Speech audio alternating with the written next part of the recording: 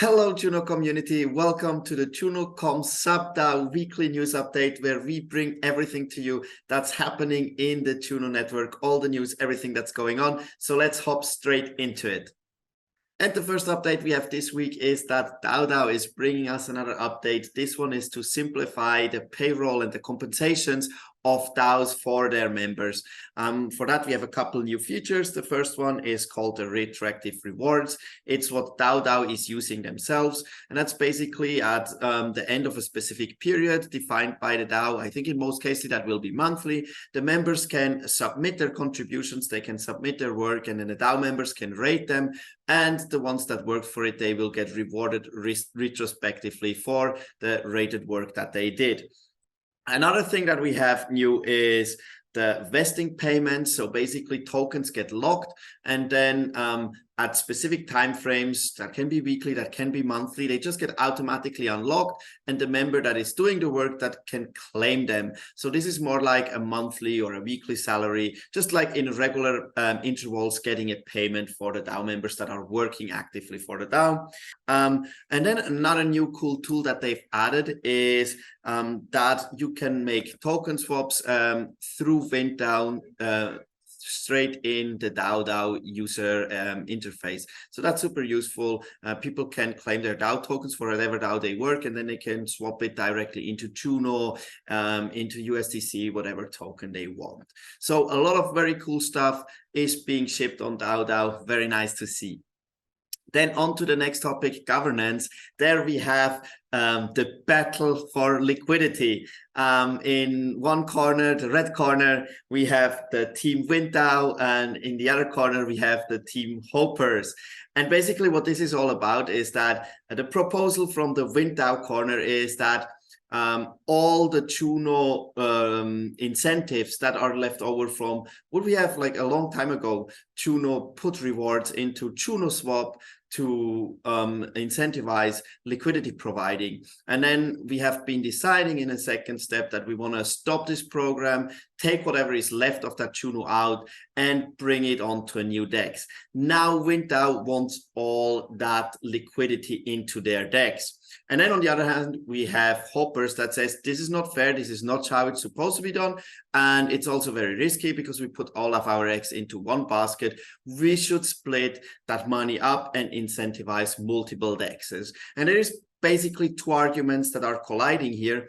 The argument from the VintDAO corner is that, well, to have the maximum price stability, you want to have concentrated liquidity all in one place, and that will add stability.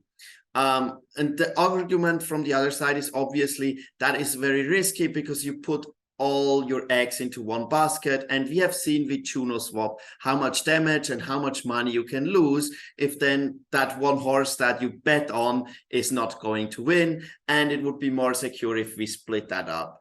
And those are the two proposals that are up for discussion and Commonwealth right now. And we'll see for what the community will decide and what they think is the better way to go here. Should we set all our eggs into one basket and get the maximum concentrated liquidity and take the risk that it might fail? Or do we want to diversify our risk a little bit and take the maybe a little bit safer route, but on the other hand, also have the problem that we don't have that very strong concentrated liquidity on Juno? That's the decision here that between those two proposals has to be made. Then another proposal that we have come up is that the community fund, the community pool, would start an LP position in the Vint DEX. For that, we would use $250,000 in Juno, and VintDAO would add $250,000 in Vint token. And then we could pair them together in the Juno Vint pool and make sure that there is a very deep liquidity in that pool as well.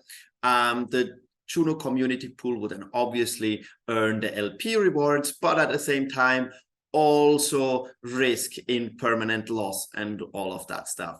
The benefit of that for the ecosystem that they argue is that the liquidity would be deeper for the Juno Vint pool, and that would be good.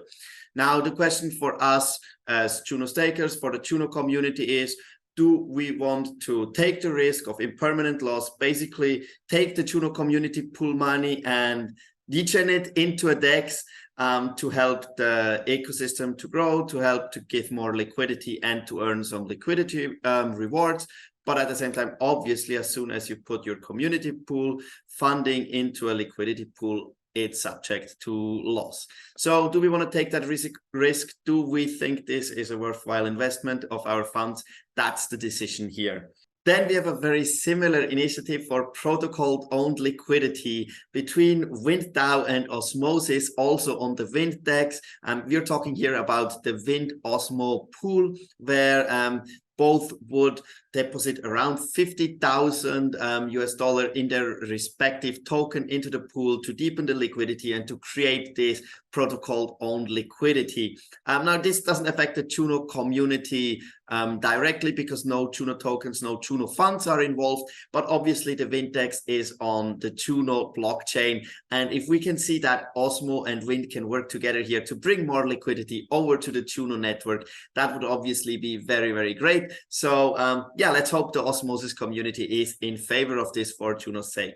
Then we have another funding proposal for the creation of a tools DAO, and they look for $50,000 in funding. And what they would do is they would build developer tools, things like local block explorers, tools providing a helpful user interface, and smart contract interactions, command line interfaces, COSM/WASM enhancement, and so on. You can see, like here in the proposal, all the tools that they want to build and examples of such tooling that they're excited about that's coming. So yeah, they want to build a lot of stuff that should make developing on Juno easier for people that want to launch their project on Juno.